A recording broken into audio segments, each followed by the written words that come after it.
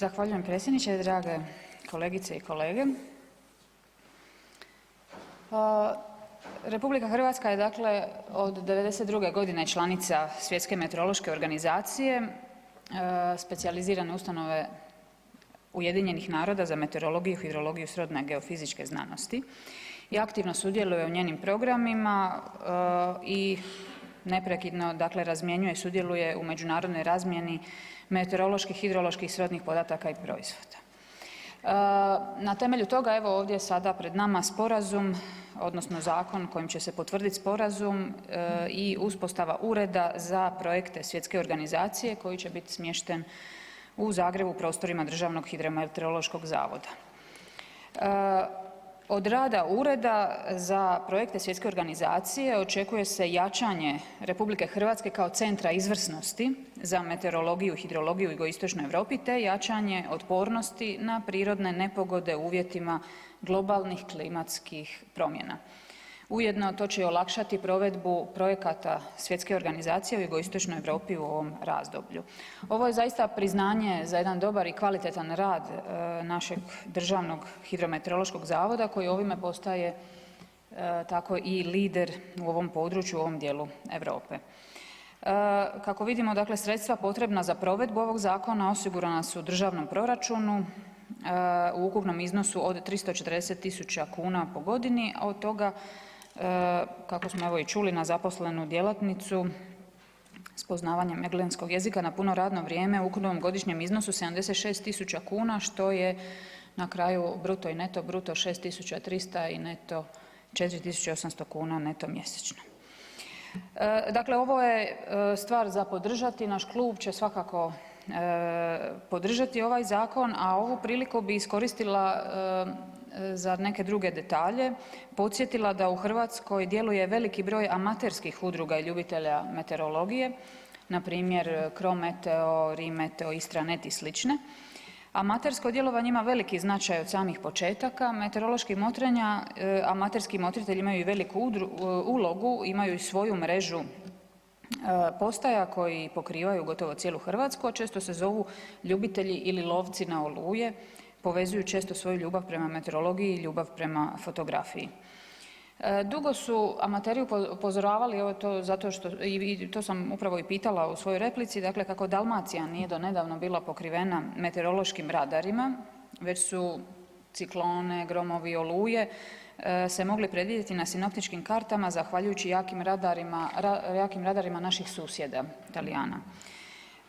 Meteorološki radari su u Hrvatskoj nabavljeni još prije više od 40 godina, no samo za kontinentalni dio naše zemlje.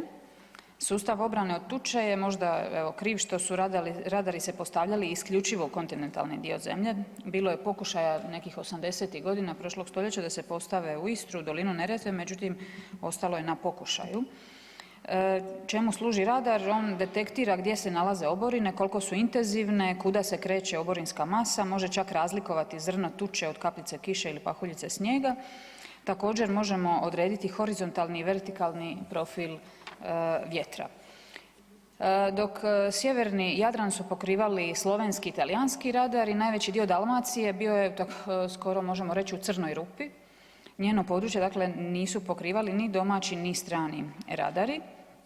No evo prije godinu dana u veljači 2020. godine prvi put u povijesti Dalmacija je pokrivena radarskim mjerenjima, barem njen veći dio, ali zato je zaslužna jedna privatna mađarsko-češka tvrtka.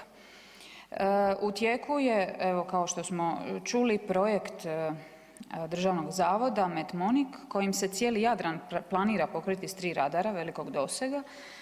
Ja koliko sam našla, evo i to sam i pitala, bilo je najavljeno da će biti online do kraja prošle godine, ali evo zato sam i pitala u kojoj su fazi. Znam da je projekt, čini mi se da je gospodin krivo rekao, ne do 2032. nego obrnuto do '23., dakle do '23. traje ovaj projekt.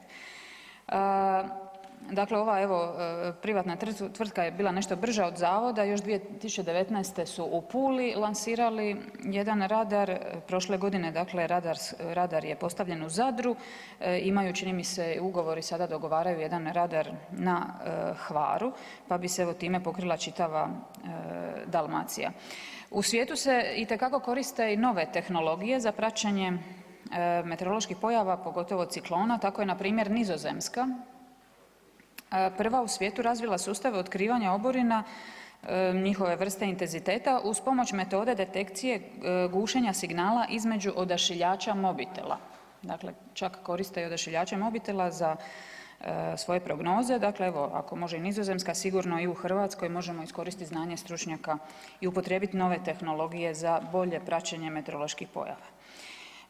Na kraju izlaganja upozorila bi na jednu stvar koju sam evo maloprije vidjela, upravo se događa ovaj čas, a to je da se nakon 30 godina gasi Hrvatsko fizikalno društvo. Najvažnija je strukovna organizacija fizičara u RH nakon 30 godina prestaje s radom, evo upravo sam vidjela objavu na jednom portalu, dakle izvijestili su jučer iz Hrvatskog fizikalnog društva. Naime, blokiran im je račun zbog pravomoćne sudske presude kojom je društvo nije u potpunosti podmirilo troškove smještaja i hrane tvrtki Studentski centar za sudionike Međunarodne fizičke olimpijade koja se održala 2010. godine. Po njima, dakle obavezu je preuzelo Ministarstvo znanosti, Ministarstvo znanosti nije ispunilo tu obavezu. Evo koristim priliku da kad već govorimo o temi koja je vezana i uz fiziku, da pozovem Ministarstvo znanosti da napravi sve što je u njihovoj moći da se ovo društvo ne ugasi. Vjerujem da ste evo i vi članovi tog društva, pa evo apeliram, napravimo sve što je u našoj moći i mi sa ove pozicije da 30 godina Hrvatsko fizikalno društvo, nakon 30 godina da se ne ugasi. Evo, zahvaljujem.